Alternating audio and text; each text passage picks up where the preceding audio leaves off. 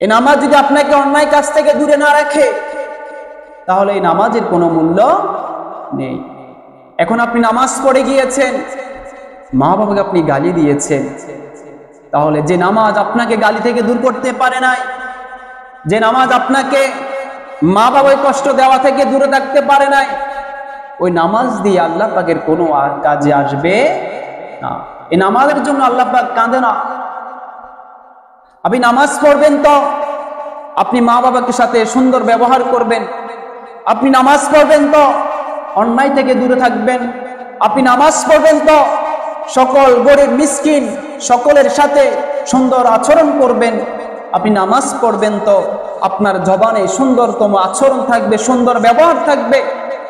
কিন্তু যদি আপনার নামাজ আপনাকে সদ্ব্যবহার থেকে দূরে রাখে, আপনার নামাজ যদি আপনাকে মা বাবাকে খুশি করা থেকে দূরে থাকে, আপনার নামাজ যদি মা বাবাকে কষ্ট দেয়, আপনার নামাজ যদি অন্যকে কষ্ট দেয়, আপনার নামাজ যদি ফাহিশা কাজ থেকে দূরে না রাখতে পারে, তাহলে এই নামাজের কোনো মূল্য নেই।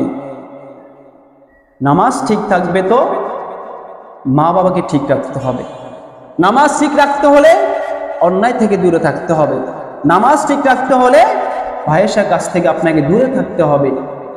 তাহলে আপনার এই নামাজের মূল্য থাকবে। যদি আপনি এই কাজগুলো অন্যায় কাজ থেকে মা বাবাকে কষ্ট দেওয়া থেকে যদি আপনি দূরে না রাখতে পারেন, তাহলে এই নামাজের কোনো মূল্য নেই।